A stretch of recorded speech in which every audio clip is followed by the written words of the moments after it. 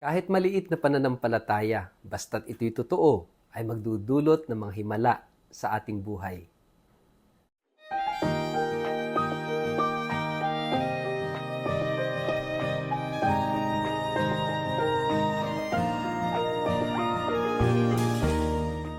Ang mabuting balita ng Panginoon ayon kay San Lucas.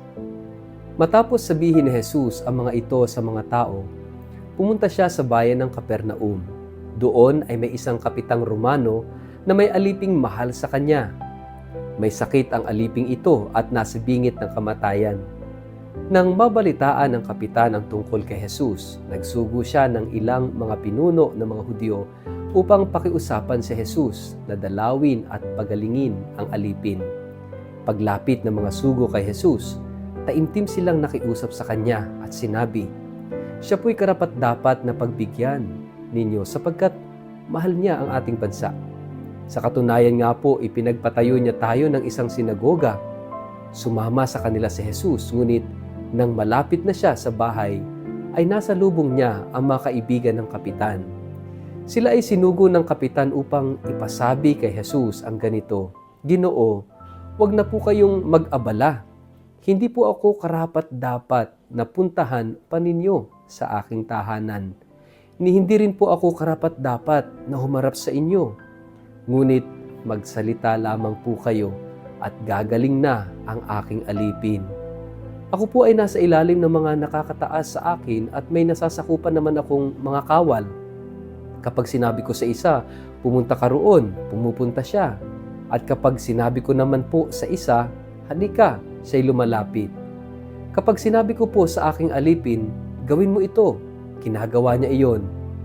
Namangha si Jesus nang marinig ito, kaya't humarap siya sa napakaraming taong sumusunod sa kanya at sinabi, "Kahit na isa sa Israel ay hindi ako nakakita ng ganito kalaking pananampalataya."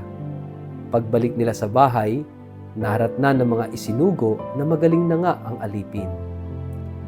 Ang mabuting balita ng Panginoon. Word of the day, hear what God has to say. Mapagpalang araw po sa inyong lahat. Kumusta po kayo? Ang atin pong word of the day ay genuine.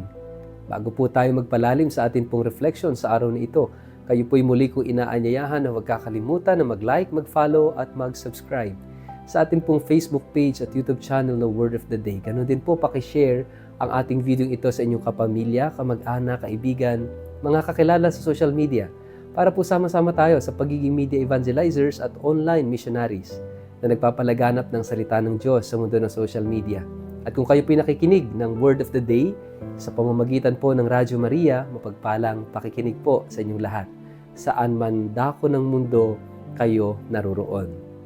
At mga kapatid, salamat pa rin po sa lahat ng mga subscribers at supporters ng Word of the Day. Dahil po sa inyo ay naipagpapatuloy natin ang ating online mission na magpalaganap ng salita ng Diyos sa mundo ng social media. Thank you so much po. Taus-pusong pagkilala sa inyong kagandahang loob, and rest assured of my constant prayers for all of you. Mga kapatid, magandang tingnan natin kumusta ang ating pananampalataya. Napakahalaga ng genuine faith, yung totoong pananampalataya. Ano ibig sabihin ng pagiging totoo? Pagiging genuine sa pananampalataya. Ang genuine faith ay nanggagaling sa kababaang loob. Humility. Yung humility natin ay magpapatunay na totoo ang ating pananampalataya. Kasi madalas mayabang tayo. At ang mayabang na pananampalataya, hindi totoong pananampalataya. Madalas, we test God, we test the Lord. Lord, pag ibibigay mo to, sasampalataya ako sa iyo. Kayabangan yun. Lord, kapag sinunod mo ang mga gusto ko at natupad yung mga dasal ko, susunod na talaga ako sa iyo. Kayabangan yun. Tayo ang nagiging Diyos. Tayo ang nagiging Panginoon. And that is not a genuine faith. Ang tunay na katangian ng totoong pananampalataya ay kababaang loob. At nakita po natin yan. Narinig po natin yan sa kwento natin sa gospel ngayong araw na ito. The faith of the Roman centurion. Itong kawal na Romano, nagpakita ng malalim na pananampalataya na magkasakit ang kanyang alipin at nasa bingit ng kamatayan. At habang si Jesus ay papunta na doon sa bahay, nagpadala ng mensahe itong Roman centurion at sinabi niya, Panginoon, alam ko na hindi ako karapat-dapat na patuloyin ka sa aking tahanan. At alam ko rin hindi ako karapat-dapat na lumapit sa iyo. Sabihin mo lang at gagaling na ang aking alipin. Bakit malalim ang pananampalatayang ito? Dahil alam nitong Roman centurion kung sino siya, that he is a Roman and Jesus is a Jew, at hindi pwedeng pumasok ang Hudyo sa bahay ng mga Romans, ng mga Hintil, dahil sila'y itinuturing ng mga Hudyo na marumi. Ang tingin niya sa sarili niya, siya hindi karapat-dapat dahil siya'y marumi. And Jesus is a holy man, that Jesus is a teacher, a rabbi, and the Messiah, the Christ.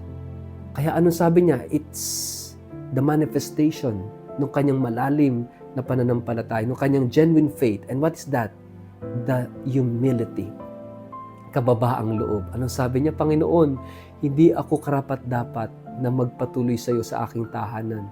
Ngunit sa isang salita mo lang, sabihin mo lang, at gagaling na ang aking alipin. You know, every time we celebrate Mass, sinasabi natin to bago tayo tumanggap ng komunyon. Sinasabi natin, Panginoon, hindi ako karapat-dapat na magpatuloy sa iyo. Ngunit sa isang salita mo lamang, gagaling na ako. We unite ourselves in the faith of that Roman centurion. Doon sa genuine faith that we come before the Lord in humility.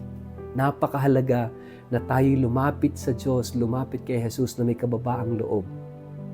At ito ang magpapatunay that we have a genuine faith, totoong pananampalataya, sinserong pananampalataya. Yung alam natin sa ating sarili na tayo lumalapit kay Jesus bagamat hindi tayo karapat-dapat. And it is still the decision of Jesus to come to us. Bagamat hindi karapat-dapat, si Jesus gustong tumuloy sa atin. Kaya sabi ng Panginoon sa Gospel, wala pa akong nakitang ganito katinding pananampalataya sa bansang Israel. Even the Jews, even the apostles, matindi ang pananampalataya nitong Roman centurion. Bakit? Grounded siya sa sarili niya na siya hindi karapat-dapat, that he is a sinner, that he is considered unclean.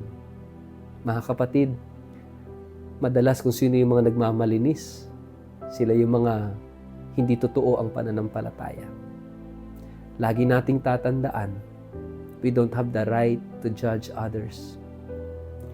Kasi ang Diyos lang ang nakakakita ng ating puso at kalooban. And that is why alam ng Diyos ang laman ng puso at kalooban mo. And that's why you have to come to Jesus in humility. Yung kababaang loob na magpapakita kung gaano kalalim ang ating pananampalataya. Mga kapatid, sana matularan natin itong Roman centurion sa kanyang genuineness, sa kanyang sincerity, doon sa lalim ng kanyang pananampalataya at pagtitiwala kay Jesus. Sa ngalan ng Ama at ng Anak at ng Espiritu Santo. Amen. Ama naming Diyos, maliit man ang aming pananampalataya, naway ito'y maging totoo, maging sincero, at alam namin na maraming mababago, bagamat maliit ang aming pananampalataya, subalit totoo. Amen. Pagpalain po kayo at ingatan ng makapangyarihang Diyos, Ama at Anak, Espiritu Santo. Amen.